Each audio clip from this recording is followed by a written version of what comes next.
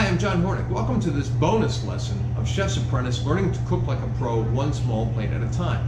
This lesson is how to make mayonnaises and aiolis. Now, mayonnaise is considered to be one of the leading or mother sauces of French cooking, but it's used in all types of cooking all over the world. Now, an aioli technically is a mayonnaise that contains garlic, but a lot of chefs like the sound of the term aioli more than they like the sound of the term mayonnaise, so they often use the term aioli even if it doesn't contain any garlic. It could be just a mayonnaise that contains other ingredients, and we'll talk about those as we go on. Now, fresh mayonnaise is made with raw egg yolk, and that's what we're going to do today.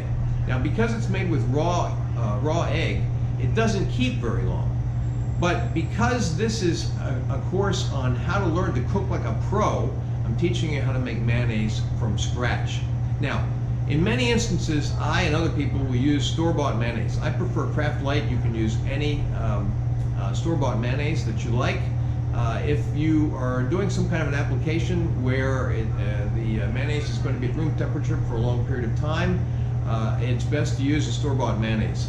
And also, if you're making an ingredient or making a sauce that you want to keep for a while in the fridge, also use store-bought mayonnaise. But today we're going to learn how to make it from scratch.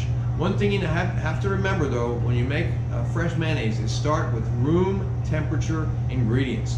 So we'll break, come back, and start making some mayonnaise.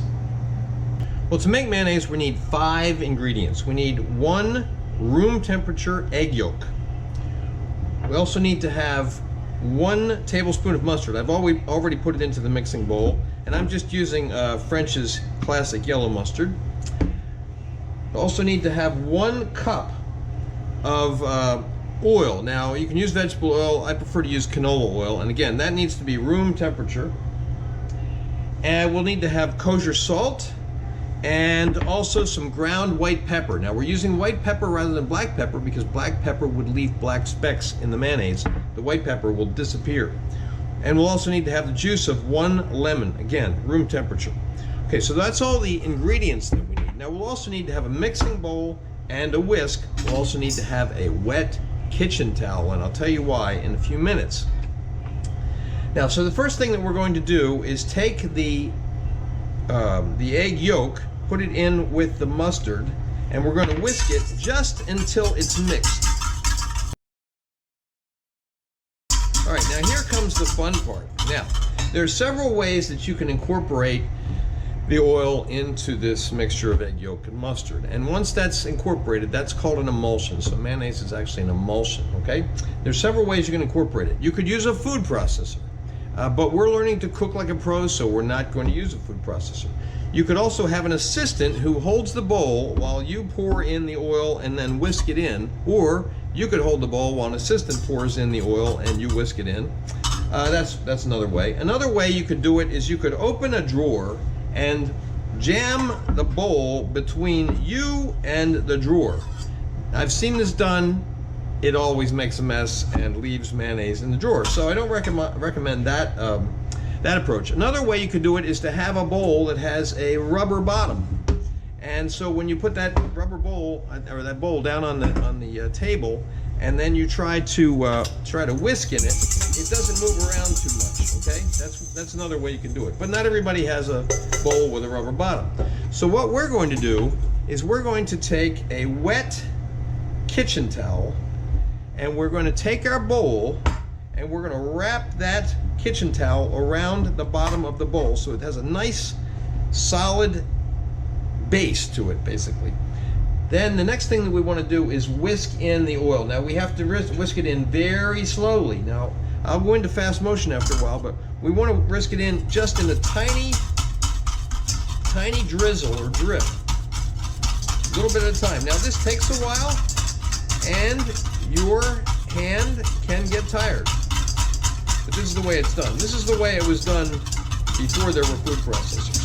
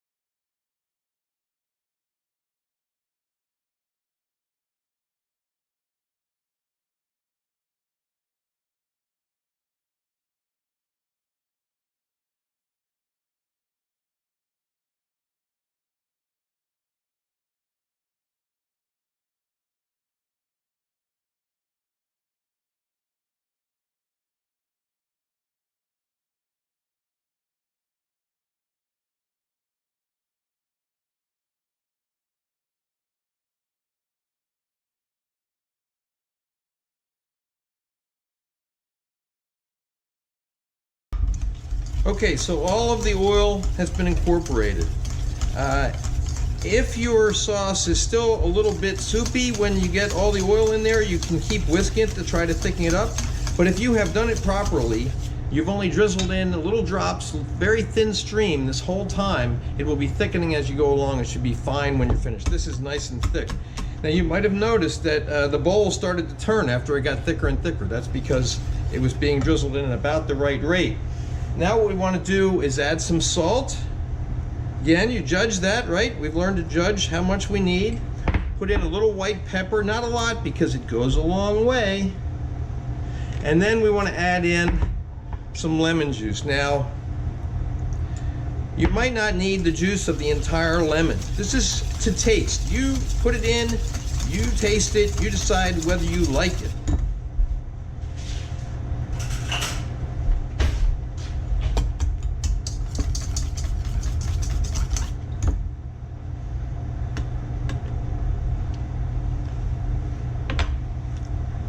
I'm going to add a little bit more salt,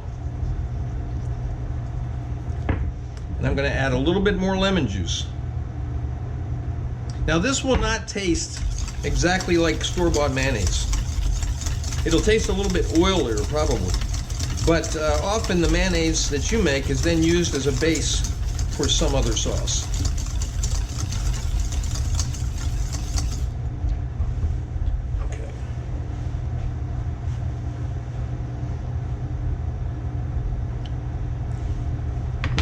Perfect. Okay, that's great. All right, now we're going to break, come back, and I'm going to talk about some variations that you can use on this recipe. And one thing that I forgot to mention while I was making the mayonnaise is if the mayonnaise breaks, meaning the oil separates from the egg, start all over again. That's the easiest way. So let's talk about some variations on mayonnaise. Of course, there's mustard in the mayonnaise mixture. I used French's mustard. You could use a lot more mustard if you wanted to make a more mustardy mayonnaise. And it doesn't have to be the French's. You could use instead something like the Grey Poupon or any Dijon mustard. There's a million mustards out there on the market. You could have many different flavors. You could really use any mustard that you wanted. You could use more lemon. Now there's lemon in the recipe. Now you could use lime instead of the lemon, for example. And you could use more of the lemon and more of the lime, so you'd have more of a citrus mayonnaise. And again, these things are just to your taste, whatever you think tastes the best. All right? You could use garlic. Now garlic, of course, if you use garlic, it's going to make a real aioli.